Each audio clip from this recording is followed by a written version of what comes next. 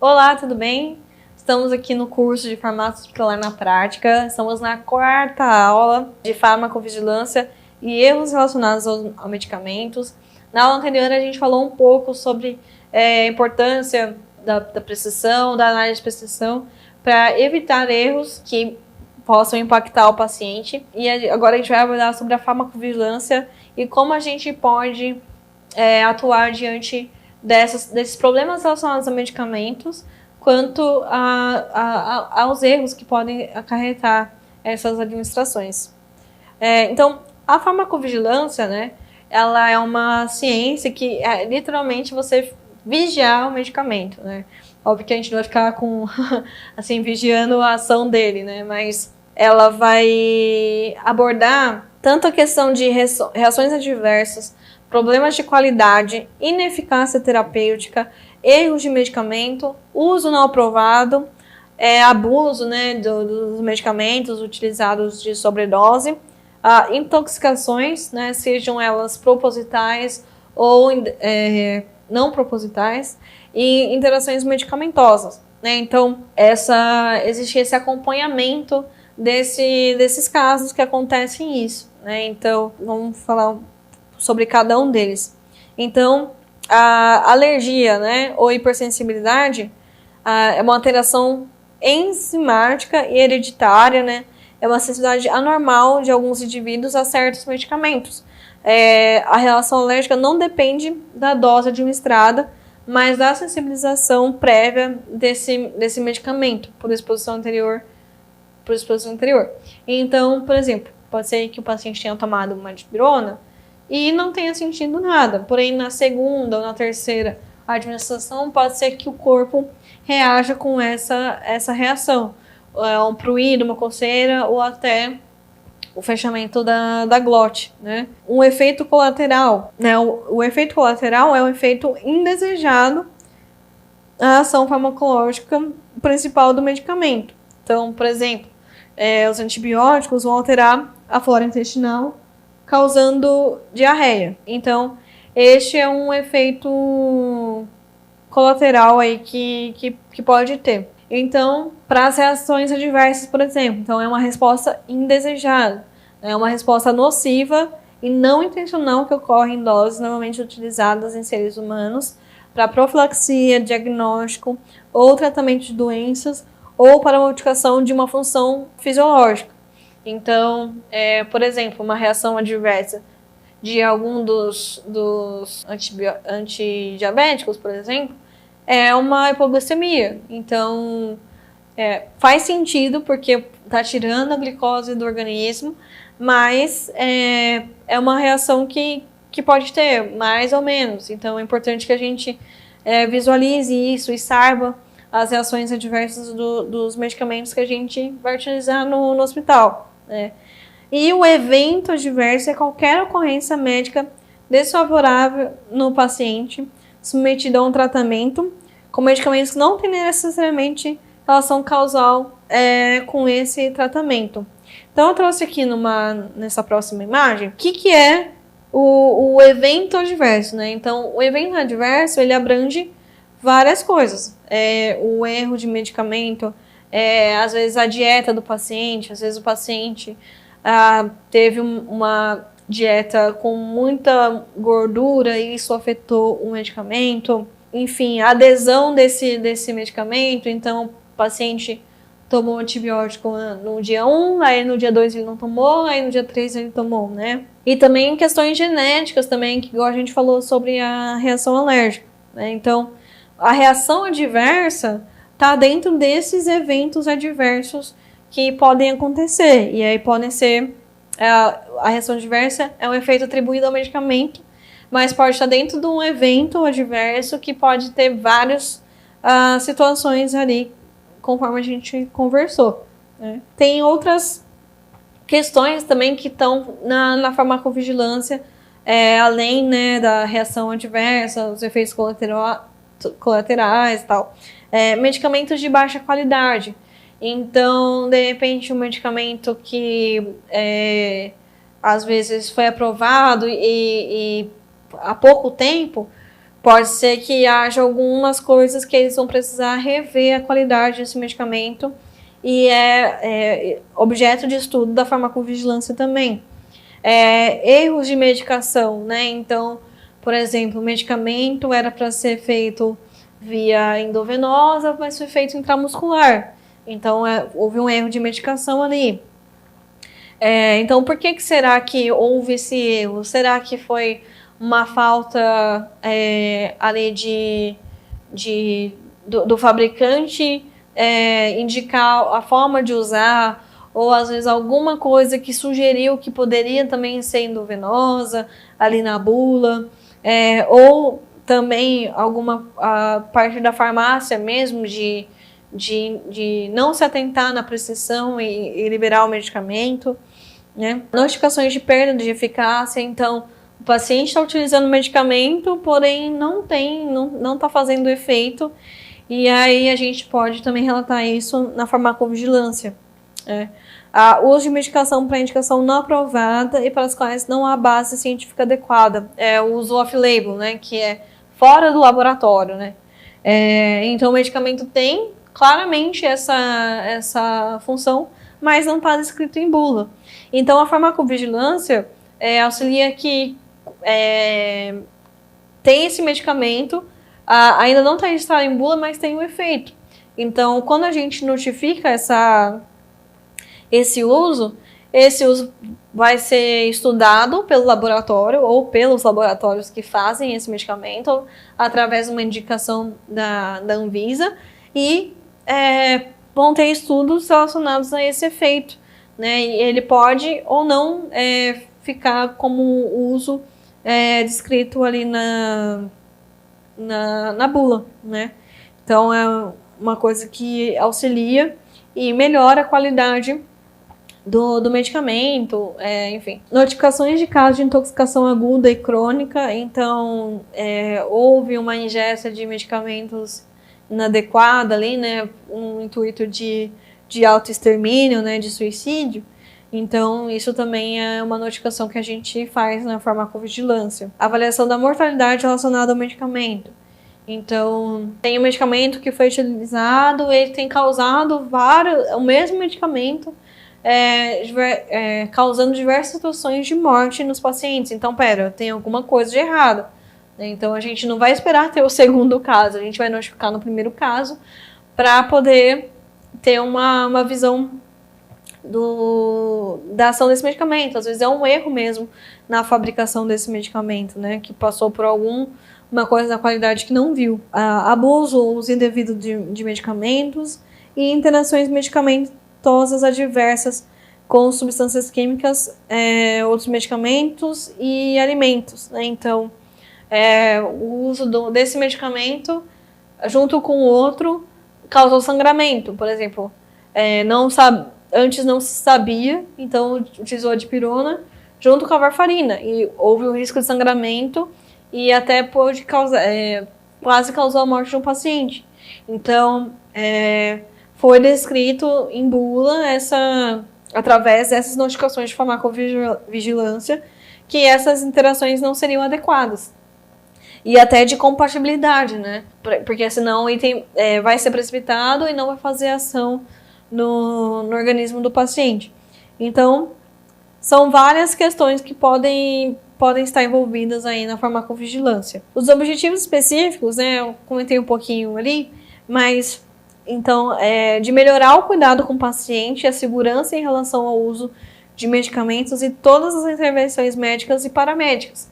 Então, a gente precisa garantir, né, e sempre melhorar o cuidado em relação a esse medicamento. Então, poxa, agora a gente sabe que a varfarina interage com a dipirona e causa sangramento. Então, eu vou continuar na expressão, passando batido disso? Não, a gente sabe disso, então a gente vai falar com o médico e evitar esse uso. Não tem como não utilizar esse medicamento, por exemplo.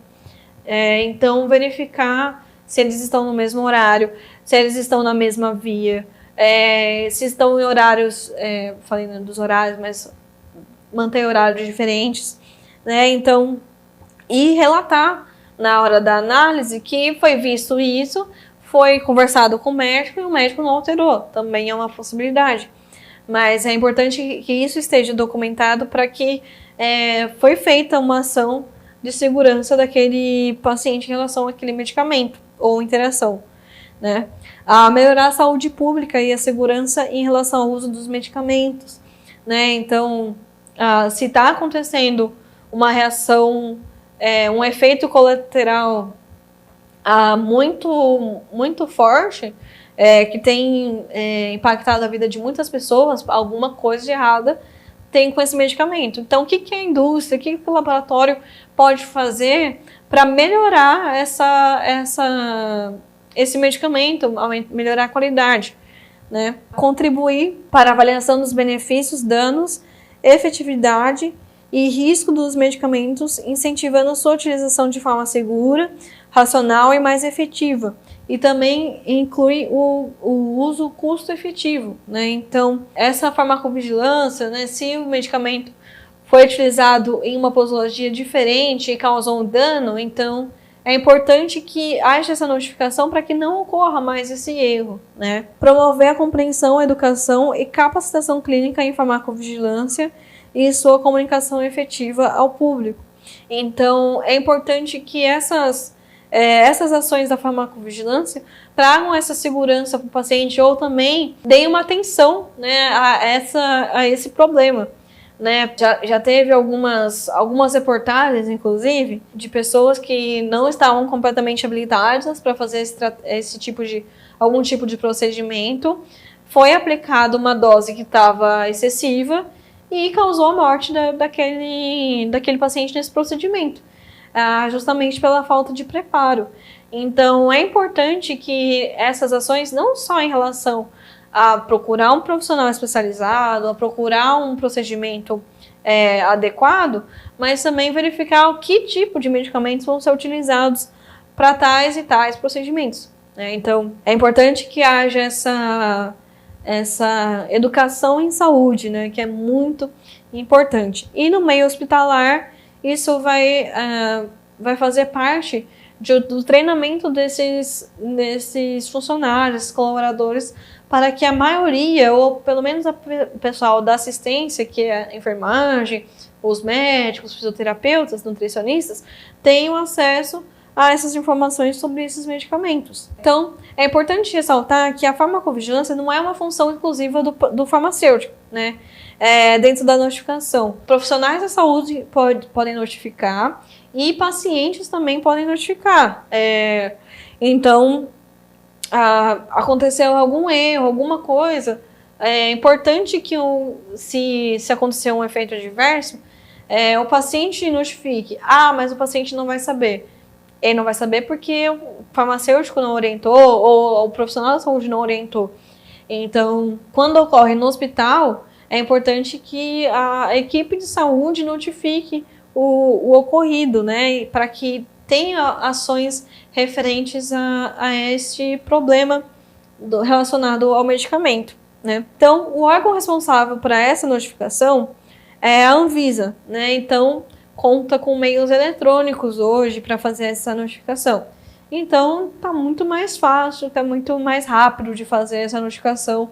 Antes era papelado, então você fazia o papel, levava na vigilância sanitária local, essa vigilância sanitária local pegava essas notificações de maior importância e mandava para o estado, que mandava para o federal, né? Então, olha como a nossa vida está um pouco melhor, né? Então, essa página é do Gov, né?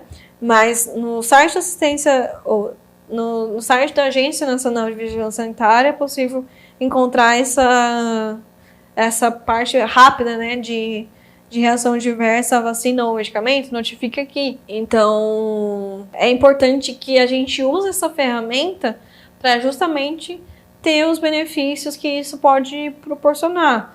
Então, às vezes um medicamento de baixa qualidade, ele precisa ser retirado do mercado urgentemente, não pode ser disponibilizado para uso, né? Enfim, óbvio que não vai ser uma notificação, mas cada notificação é importante para que tenhamos mais dados para que a Anvisa tenha uma ação relacionada àquele medicamento ou àquela vacina, certo? Então, beleza. Uma ferramenta que a gente usa bastante para fazer a farmacovigilância, né, desse medicamento, dessa vacina, desse material, né, referente à qualidade, é o algoritmo de Naranjo. O que é o algoritmo de Naranjo? Ele é um questionário que ele avalia a probabilidade de uma reação adversa ao medicamento. Então, ele foi desenvolvido ali na década de 80 por Naranjo e colaboradores, e é composto por 10 perguntas do tipo sim ou não, e ele classifica as reações adversas ao medicamento em 4 categorias: definitiva, provável, possível e duvidosa.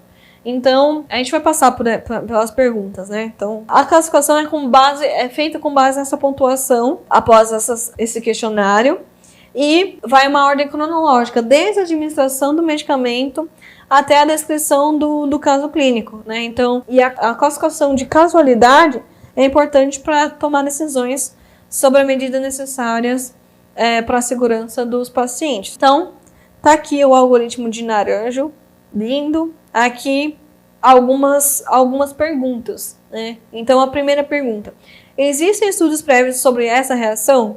Então, na bula ali do medicamento, existem estudos que falam sobre essa reação? Sim ou não? Ou não sabe, né? Então, por exemplo, o medicamento tal pode causar coceira. E aí tá na reação, na bula que causa coceira. Então, ponto sim. A reação adversa ocorreu após a administração do medicamento? Então, se ocorreu, sim. Então, soma 2 pontos. O paciente melhora quando o medicamento é retirado ou quando se administra um antagonista específico? Então, quando tira o medicamento, quando pausa esse medicamento, tem a melhora dessa reação? Ou quando quando é feita a prescrição, né, a administração de algum medicamento que faça ação contrária, que melhore essa ação adversa, o quadro do paciente melhora? Sim ou não? Então, soma mais 1 ponto.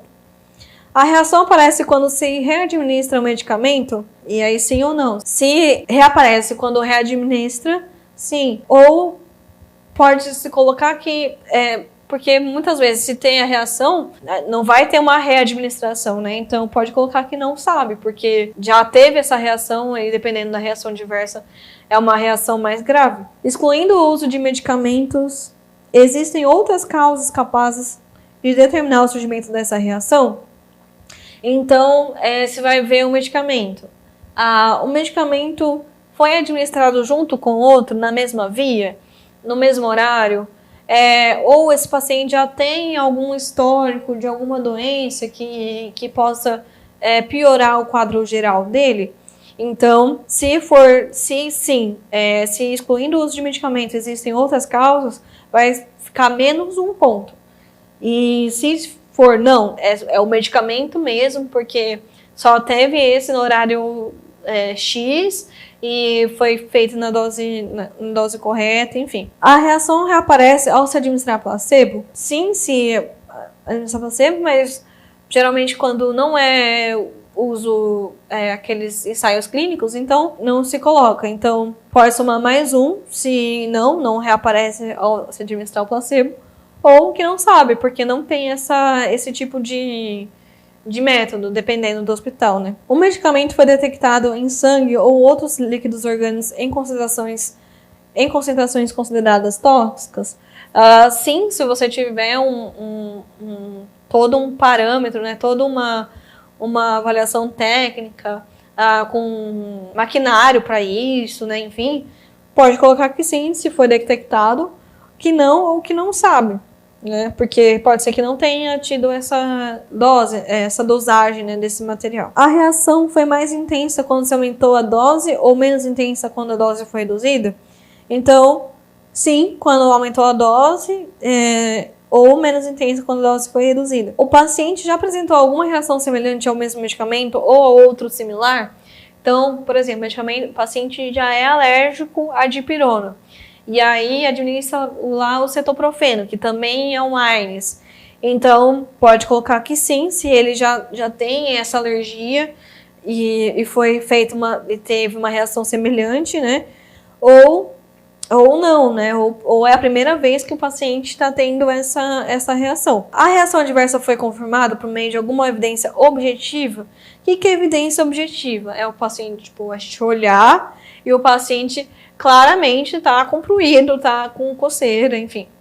Tá com vermelhidão e tudo mais. Então, sim, se tiver dentro desses parâmetros. E aí, conforme a pontuação, se for maior ou igual a 9, né, então de 9 a 10 pontos, é provada. Então, é uma reação alérgica provada ali, não tem o que discutir. Se for entre 5 e 8, ela é provável.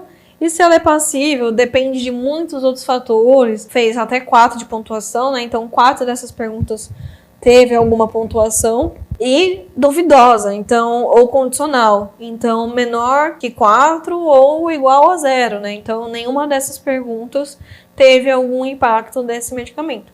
Então, por que é importante a gente aplicar esse algoritmo de Naranjo? Porque quando a gente for fazer a nossa notificação de farmacovigilância, a gente tem uma noção que essa é uma reação adversa importante, né? E provada referente a esses parâmetros do medicamento. Então, essa realização dessa farmacovigilância é indicada o preenchimento desse algoritmo para ver a intensidade dessa reação alérgica ou reação adversa ao medicamento ou do efeito adverso. E para essas reações adversas ou eventos adversos, a notificação de farmacovigilância é através da ferramenta Vigimed. Essa Vigimed é um questionário que você vai preencher que está lá na página da Anvisa. Então, nesse formulário, vai ter o nome do paciente, você vai colocar ali, igual nessa parte aqui, as iniciais do medicamento, o sexo, feminino, masculino ou desconhecido, peso em quilo do paciente, a data do nascimento do paciente, a idade no momento da reação. Você vai preencher os dados do medicamento, o horário que foi administrado, para que causa ele foi prescrito. Se puder, né, quanto mais informações a gente colocar nessas notificações, melhor. Então, às vezes, tá acontecendo essa reação porque esse lote tá com algum defeito de fabricação. Então, você coloca o lote, a validade do medicamento, o fabricante que está responsável por esse medicamento. Enfim, você coloca todas essas informações lá e envia o formulário para a vigilância sanitária. De queixa técnica é quando a gente suspeita de alteração em produto ou irregularidade da empresa. Então, o medicamento quebra ou trava numa hora que precisava não travar, né? Medicamento que está sem registro, falsificados, problemas na rotulagem, instrução de uso. A gente pode evitar essa parte de falsificação, de rotulagem, naquela avaliação do fornecedor. Lembra, né? Quando a gente seleciona o medicamento, a gente padroniza, a gente avalia os fornecedores. Então, a gente verifica se esse fornecedor trabalha com medicamentos que estão registrados juntos à vigilância sanitária, enfim. Porém, pode acontecer outras causas, por exemplo, identificado vidro na ampola do medicamento, ou o medicamento está quebrado porque na hora de fazer a compressão desse pó, né, do comprimido, pode ter tido alguma falha, então não está mantendo o comprimido intacto ali, né? E aí uma outra opção também, além de fazer a queixa técnica na Anvisa, é fazer a notificação junto ao laboratório, porque eles que são responsáveis por esse medicamento. Então, para verificar ressarcimento, troca de produto, entre outras opções, que aí vão ser verificadas junto ao hospital, enfim. Na Anvisa também, diariamente, a gente tem a atualização de recolhimento de medicamentos que vão ser disponíveis para compra e uso. Então, eu trouxe aqui um exemplo, né? Tem essa página na Vigilância Sanitária, que aqui está a data dessa notificação, né? Aqui está o medicamento Pantocal no registro. Esse registro é o registro junto ao Ministério da Saúde, que é o RG do medicamento, né? Esses registros, o pantoprazol também nesses registros, do laboratório Eurofarma, ele é um medicamento, né? E o que aconteceu com ele? Foi um recolhimento do tipo voluntário, então vai ser feita a suspensão de comercialização, distribuição e uso. Então, esse recolhimento é voluntário porque o próprio laboratório verificou essas queixas técnicas e falou, não, gente, a gente vai precisar recolher esse medicamento, não foi uma obrigação da vigilância sanitária. Mas até para o laboratório é um aspecto positivo, porque imagina, seu produto circulando e causando eventos adversos ali, ou com problemas na fabricação, enfim, e isso mancha a empresa, né? Então a empresa quer se manter ali numa boa qualidade para esses pacientes, né? Para os pacientes que fazem uso desses medicamentos. Então, o próprio laboratório faz de um jeito que recolhe esses medicamentos, vai suspender, então, a comercialização. Então, acordos que eles tenham do laboratório com fornecedor, com distribuidores, né, com centro de distribuição, não vão acontecer mais, nem entre farmácias, né, para acontecer. A distribuição desse medicamento e o uso. Então, se o paciente tem esse medicamento em casa, nesses registros, é importante que ele seja orientado a não utilizar mais. Claro que, assim, às vezes essa informação não chega com tanta facilidade ao paciente, mas é importante que isso seja colocado na mídia, enfim, com um alerta, né, igual aqueles recall que tem, né, de produtos, enfim. É importante que essa informação chegue ao paciente, né.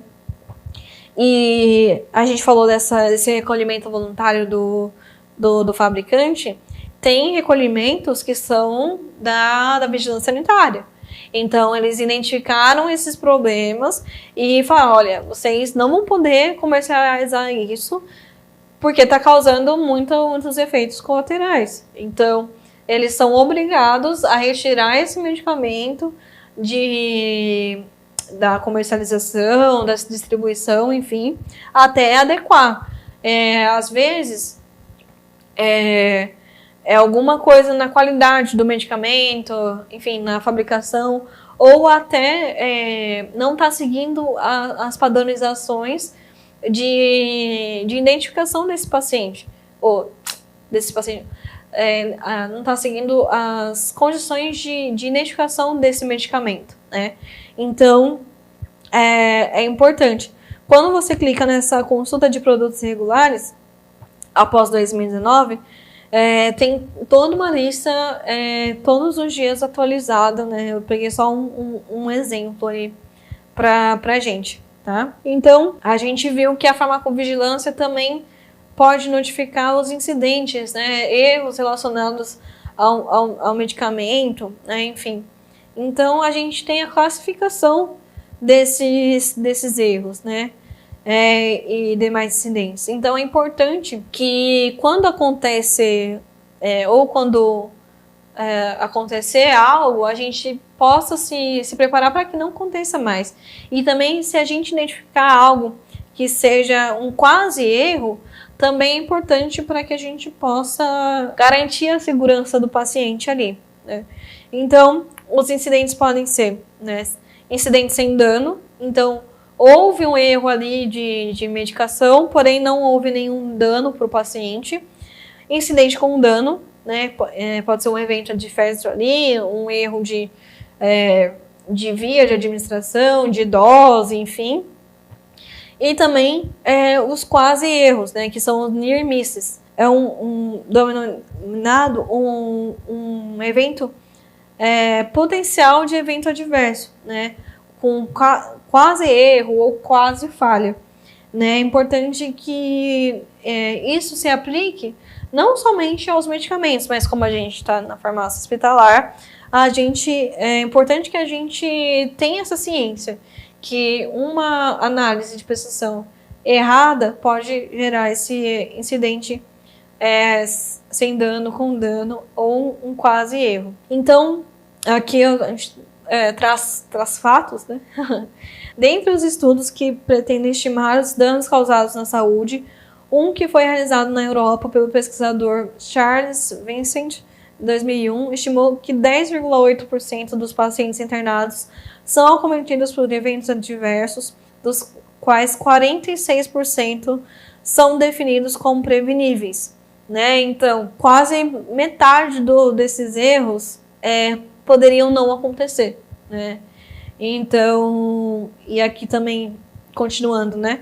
No Brasil, um estudo conduzido pela equipe de Walter Mendes, né, no Rio de Janeiro, estimou que cerca de 7,6% dos pacientes internados sofrem danos, dados semelhantes aos internacionais que foi visto ali no estudo da Europa, né? Então, olha a importância da nossa ação ali, né, prevenindo esses erros, e também que toda a equipe de saúde seja interessada em não ter esse tipo de erro, né? Então, incidentes relacionados aos medicamentos acontecem frequentemente com pacientes que usam medicamentos, né, a farmacoterapia, havendo relatos de incidência de 27,4% dos pacientes adultos ambulatoriais. E aí também a questão dos erros de dispensação, né? Pode ser definido como um desvio na interpretação da prescrição cometido pela equipe da farmácia quando da realização da dispensação de medicamentos para as unidades de internação ou na farmácia ambulatorial, né? Então, incluem também erros relacionados às normas e à legislação, igual a gente viu, né? A legibilidade da prescrição, a informação correta de dose, posologia, né? Isso tudo pode gerar erros. E também esses erros de dispensação podem também estar cometidos devido ao erro de rotulagem desse medicamento, né? Erro de documentação. Também não é comum a gente ver quando no hospital, né, tem uma rotulagem que pode influenciar a erros, e aí isso pode gerar muitas consequências ao paciente, né? Então, ter uma rotulagem que todos do hospital possam entender essa rotulagem, que seja prática e que tenha a informação necessária. Erros de administração, né? São os erros que decorrente a qualquer desvio no preparo e administração de medicamentos de acordo com a prescrição médica, da não observação das recomendações ou guias do hospital ou das instruções técnicas do fabricante do produto. Considera-se ainda que não há erro se o medicamento for administrado de forma correta, mesmo que a técnica utilizada contraria a prescrição médica ou procedimentos do hospital. Então, quando não há uma atenção à prescrição, pode ocorrer erro na hora de administrar esse medicamento, e isso pode gerar problemas de saúde ao paciente, né? Na etapa de administração de medicamentos, um estudo brasileiro realizado em um hospital universitário pediátrico verificou que a omissão de dose correspondeu a 20,8% das notificações analisadas, identificaram também como erros da velocidade de infusão errada, erro de dose e paciente errado, né? Então, a importância de ter toda essa parte da prescrição bem feita, bem organizada, de maneira que tenha um entendimento total ali, para que não haja esse tipo de erro, né? Outro estudo observacional brasileiro verificou que os erros de dose eram os mais prevalentes, 24,3%, seguidos de horário, a administração de medicamentos e de medicamentos não autorizados. Então, por exemplo, o João utiliza o medicamento dele em casa, que é o medicamento para diabetes, e aí está internado no hospital, tal, só que ele já usa esse medicamento, tal, só que no hospital ele não está usando o glifage, porque a diabetes dele está muito descontrolada, então está fazendo uso da insulina no hospital. Só que ninguém fala para o João que ele não vai poder tomar esse medicamento, porque ele já está sendo controlado através de insulina. Então, se esse paciente utiliza esse medicamento não autorizado, não prescrito, o que pode acontecer é uma hipoglicemia, que não está ali esperada, né? Então, é importante que haja uma comunicação efetiva ali pro paciente, pro enfermeiro, pro médico, né? 12% das notificações analisadas ali por esse estudo, né? Foi de administração de medicamento não autorizado, né? Então, na cabeça do enfermeiro, acha que pode fazer um medicamento e pega o medicamento sem controle nenhum, né? Então, por isso é importante a gestão, né? Verificar como que esse medicamento vai andar pelo hospital, né? Qual que vai ser o destino final desse medicamento. Então eu trouxe aqui a classificação desses erros, né? Uma categorização de acordo com a Comissão Nacional de Erros e de notificação de erros e prevenção de erros. Então, tem a categoria A, que são circunstâncias ou eventos que têm capacidade de causar erro. Então, por exemplo, foi uma coisa sem erro, né? Então, poderia ter um erro ali na hora de fazer uma diluição, porém foi visto antes e aí não ocorreu o erro, né? Erro sem dano. Ocorreu o erro, foi diluído esse medicamento da forma correta, mas não atingiu o paciente, ou ocorreu um erro, atingiu o paciente, mas não causou dano. E a categoria D, ocorreu um erro que resultou na necessidade de um aumento na observação do paciente, prolongou a internação dele, né? Mas não causou dano ao mesmo. Então, ocorreu um erro, mas não atingiu o paciente ou não foi tão grave nesse sentido. O erro com dano, né? Ocorreu um erro que resultou em necessidade de tratamento ou intervenção ou causou danos temporários ao paciente, né? Então, de repente, esse medicamento que foi administrado errado pode ter causado ali um aumento na glicemia desse paciente, né? Então, ele vai ter que ser internado, vai ter que aumentar a prolongação dele para ver esses danos temporários. Ocorreu um erro que exaltou em início ou prolongou a hospitalização, né, e causou danos temporários. A categoria G, ocorreu um erro que resultou em dano permanente ao paciente. Então, por conta de um erro, o paciente ficou, sei lá, paraplégico, né? Às vezes pode ter sido um erro ali, uma cirurgia, de repente um erro ali na identificação do paciente, no local que iria ser feita a cirurgia. Ocorreu um erro, quase resultou na morte do paciente, né? E também a categoria I, que é o erro com morte. Então, é um erro que, infelizmente, gerou a morte do paciente. E isso é o que a gente não quer. Por isso que a gente precisa ter essas notificações, ter essas reuniões com a equipe multi, para verificar ações que não levem ao erro, ou se levem ao erro, que não seja um erro que leve a um dano, né? Ou se teve um erro com dano, quais ações que a gente pode fazer para melhorar essa situação. Então, a redução do dano, né, é uma mudança de cultura nos processos de trabalho adotados nos hospitais. E a gestão de risco vem em encontro dessa perspectiva cultural assistencial. É importante que haja uma gestão desses riscos, né? O Ministério da Saúde, em 2013, né, definiu gestão de risco como sendo uma aplicação sistêmica e contínua de iniciativas, procedimentos, condutas, recursos na avaliação e controle de riscos e eventos adversos que afetam a segurança, a saúde humana, a integridade profissional, o meio ambiente e a imagem institucional. Então são vários pequenos detalhes que a gente pode fazer para evitar esse erro e gerenciar o quanto isso tá ligado a muito mais coisas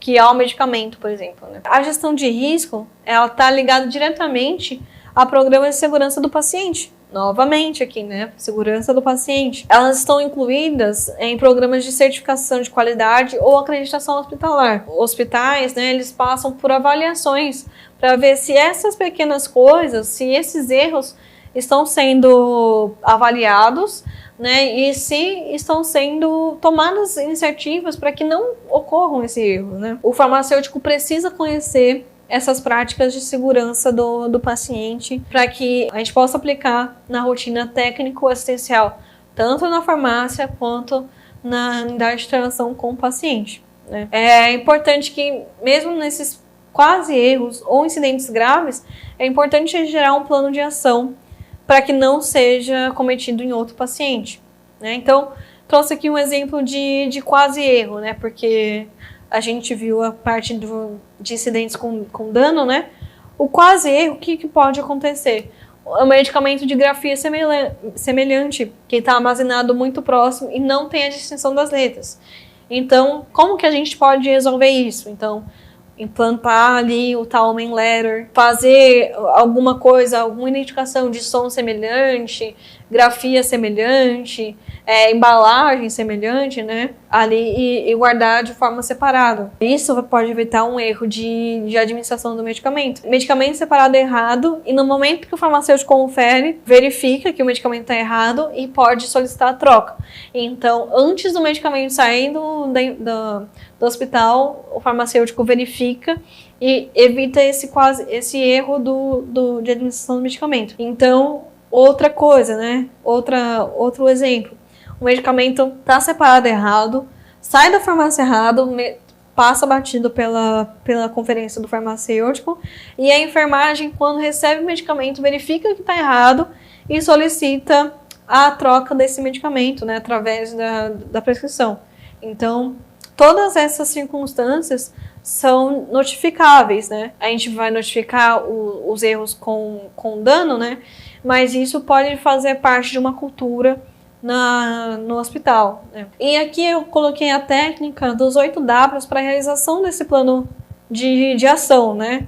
Então, por exemplo, a gente teve esse erro que quase gerou um dano no paciente, né? Na verdade, ocorreu um dano, mas não atingiu o paciente. Então, o que aconteceu? Será que foi esse medicamento que estava separado errado? Então, o que será feito, né? Esse 8W é porque as perguntas são em inglês, né? Então, what, né? O que será feito? Why?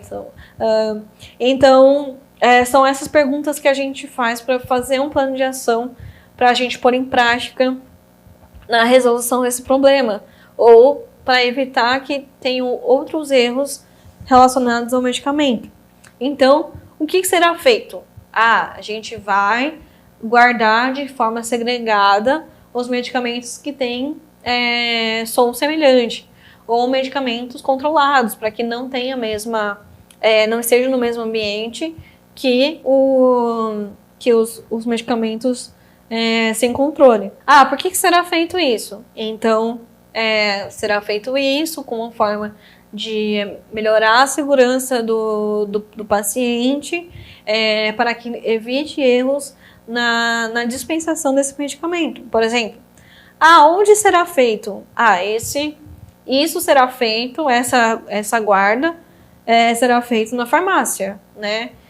Quem vai fazer? Então, vai fazer parte, de repente, o farmacêutico e o auxiliar de farmácia que vai ajudar na guarda separada desse medicamento. Quando será feito? Então, essa guarda separada não vai ser uma coisa, tipo, única, né? Sempre que tiver um abastecimento, sempre que tiver uma reposição dessa guarda, vai ter que ser atualizado, vai ter que ser de forma contínua, né? Então, quando será feito? De forma diária, né? Como será feito? Então, vai separar por ordem alfabética, vai separar por em gavetas, enfim, como que vai ser feita essa guarda? Quanto custará? Né? Essa ação de guardar um medicamento não custa nada, né? Porque você já vai ter a equipe ali, né? Já tem o custo, vai ser só de manter a equipe ali, né? E qual a quantidade necessária? Tipo, tem alguma... Às vezes precisa de uma implantação de gavetas, de nichos, né? Para guardar esses medicamentos, né? Então, é importante que tenha esse plano de ação com começo e fim, né? Para poder... Isso vai ajudar a direcionar como vai resolver esse problema, né? E também lembrando que o foco sempre é a segurança do paciente, né? Então, seja na guarda separada de medicamento, seja na elaboração de material para a diluição do medicamento, seja na identificação diferenciada, né? Quando você vai unitarizar esse medicamento na máquina, colocar ali que ele é uma alta vigilância, que ele precisa diluir, todas essas ações são para o foco da segurança do paciente. Ah, mas vai gerar demanda, mas vai ser para o foco, vai ser para a segurança do paciente que a gente está pensando, né? Então, esses são alguns exemplos da farmácia, mas isso se aplica no hospital inteiro, né? Por exemplo, a gente teve um erro ali na hora de aplicar um medicamento de alta vigilância. Então, o que vai ser feito?